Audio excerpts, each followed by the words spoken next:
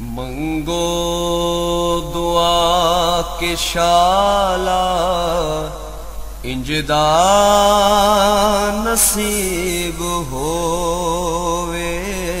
मंगो दुआ के शाला इंजदा नसीब होवे।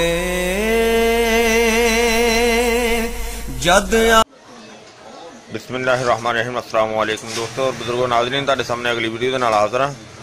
अज तुसीं देख रहे हो कि एक बड़ी ही ज़बरदस्त तो बड़ी ही आला किस्म की बूटी है। बस मेरा अज अचानक इतफाक होया बाहर जान दा और काफ़ी दूर जिहड़ा ना साडे एरिए दे विच ते है मोटरवे की साइड ते मैं गया तो मैनूं उत्थे नज़र आई है।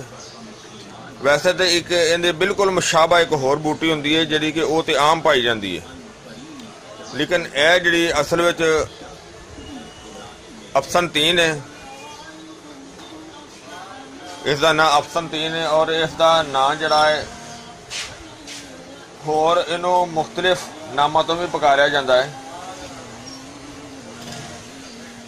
यानी कि फारसी दे विच इनू मुर्दा भी कहा जाता है और इस तो अलावा होर भी काफ़ी इसका नागमनी भी इनू कहा जाता है। मुख्तलिफ ज़बानों के विच इसका नाम है।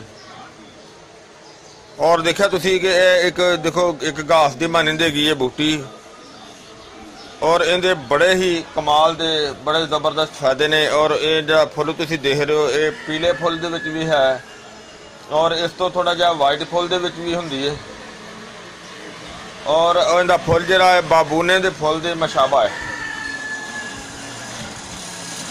और ये है तो सब्जी माइल है क्योंकि इनके पत्ते और फुल दोवें और नरम टहनियां जिहड़ियां ने ये दुआ दे विच इस्तेमाल हुंदियां ने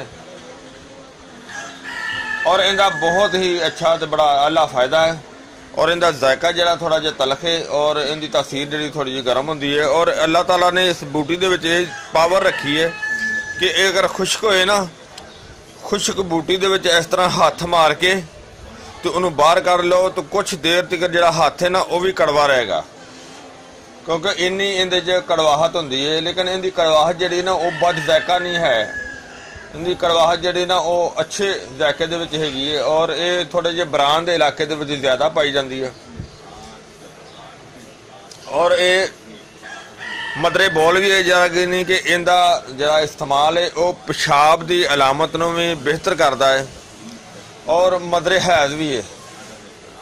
बलगमी अमराज वास्ते बड़ी बेहतर चीज़ है। अगर इसका अगर जुशांदा बना के बलगमी अमराज वास्ते इस्तेमाल किया जाए तो उसके वास्ते भी ठीक है। अगर इसका शरबत बना के तो वह जरा कि तुहानूं मैं दस्सिया छोटे पेशाब वास्ते, पेशाब की जलन वास्ते भी ये बड़ी बेहतर बहुत ज़बरदस्त है तो बड़ी अच्छी है।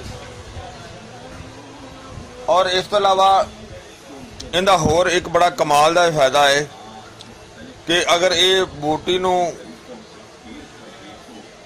इस्तेमाल यानी कि जुशांदा नहीं स्यांदा बना के इस्तेमाल किया जाए तो ये जिगर के वर्म वास्ते भी बड़ी अच्छी तो बड़ी आला चीज़ है। यानी कि जिगर से जो सोज हो जाती है उसके वास्ते बड़ी कमाल की चीज़ है।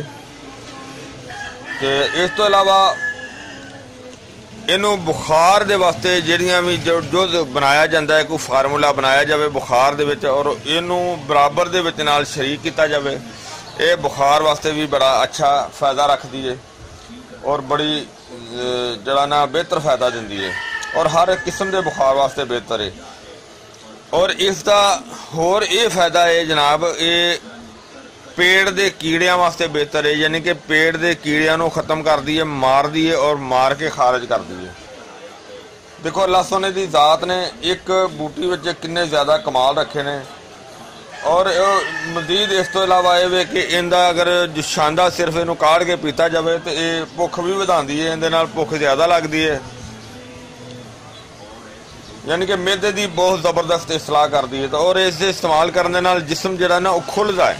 अगर इनका जुशांदा इस्तेमाल किया जाए तो इस दे नाल जिहड़ा ना वो पसीना भी ज़्यादा आंदा, जिस्म नूं खोलदी है।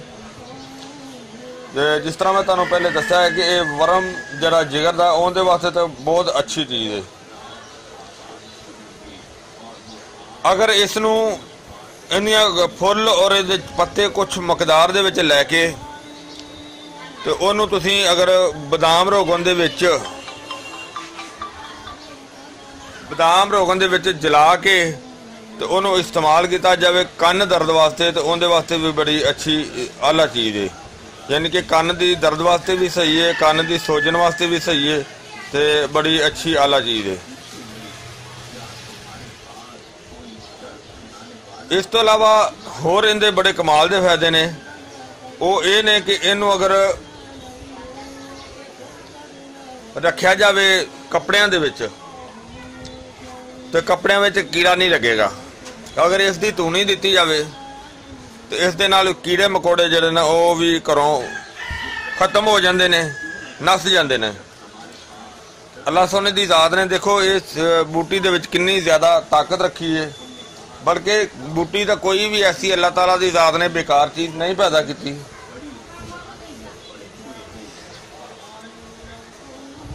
ये इस बूटी के कमालात सन जिहड़े तुहाडे सामने जिक्र किए हैं, और इस तो अलावा भी इहदे बहुत ज़्यादा फवायद ने।